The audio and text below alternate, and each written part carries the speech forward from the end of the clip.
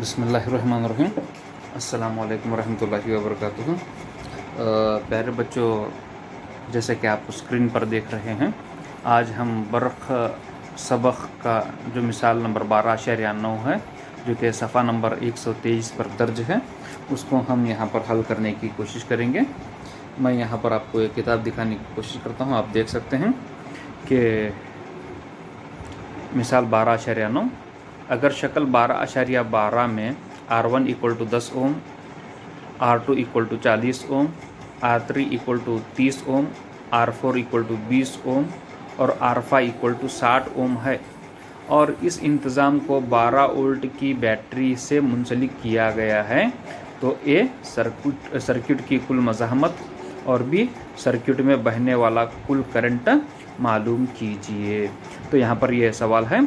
इस सवाल के तहत जो शक्ल यहाँ पर किताब में दिखाई गई है, आप यहाँ पर बोर्ड पर भी देख सकते हैं कि R1 बराबर 10 ओम है, R2 बराबर 40 ओम, R3 30, R4 20 और R5 60 ओम है। तो ए कुल मज़ाहमत मालूम करनी है और बी कुल करंट यहाँ पर मालूम करना है। और यहाँ पर जो दिया गया है V बराबर मुज़मिर फ़र्क जो है, V बराबर यहाँ पर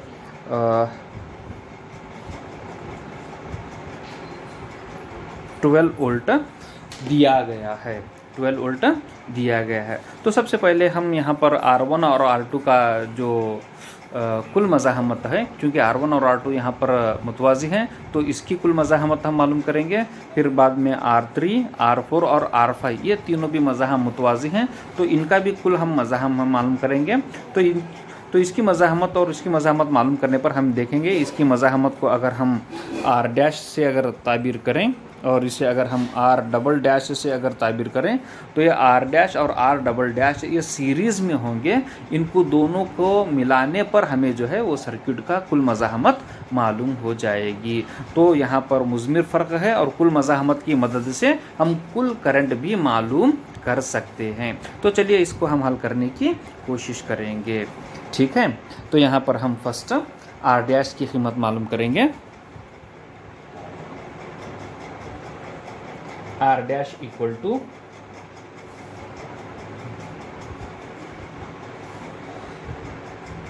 1/R dash equal to 1/R1 plus 1/R2, ठीक है।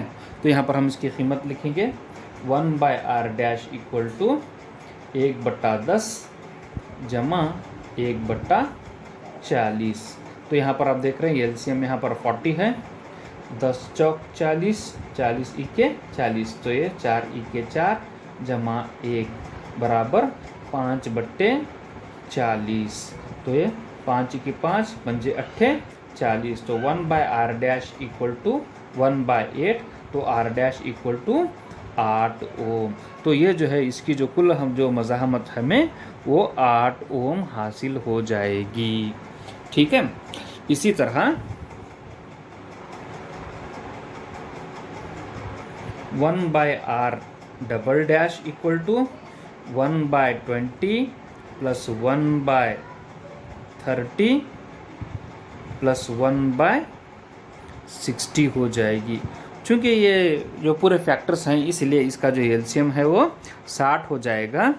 20 3 60, 30 2 60, 60 इक्के 60। तो यहाँ पर 3 इक्के 3 जमा 2 इक्के 2 जमा 1 इक्का 1। तो यहाँ पर 3 4 5 ये 6, तो ये 6/60 या 1/10 हो गया। तो 1/R dash equal to 1/10, R dash equal to 10 ohm हासिल हुआ। तो यहाँ पर इसकी जो हमें कुल जो कीमत है वो हम 10 ओम हासिल किए हैं। अब आप यहाँ पर देख सकते हैं 8 ओम और 10 ओम जो है वो सिलसिलावार हैं, इसलिए R equal to R dash plus R double dash equal to 10 जमा 8 बराबर 18 ओम। तो सर्किट की कुल मज़ाहमत 18 ओम है। अब हम कुल करंट को मालूम करने की कोशिश करेंगे।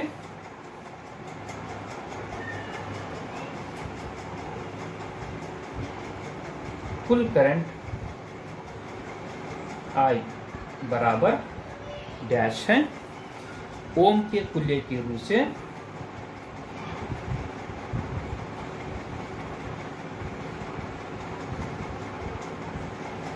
V/I equal to R। ठीक है, तो यहाँ पर V की कीमत हमने देखी है, तो ये 12/I हमें मालूम करना है, बराबर R की कीमत अभी हमने मालूम की है 18 है। तो यहाँ पर 12/18 इक्वल टू I। अब यहाँ पर हम 12 को 18 से तकसीम करेंगे।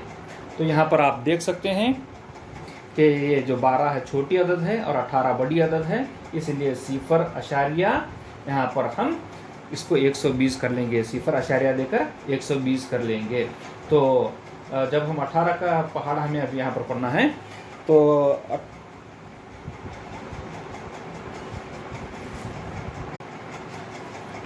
तो यहाँ पर हमें 18 का पहाड़ा पढ़ना है। 18 छिक्के 108 हमें हासिल होगा, तो ये 108 हो गया। और अगर 18 साथ लिए तो यहाँ पर 126 जो कि 120 से ज़्यादा होगा, इसलिए 18 छिक्के 108। तो यहाँ पर हमें ये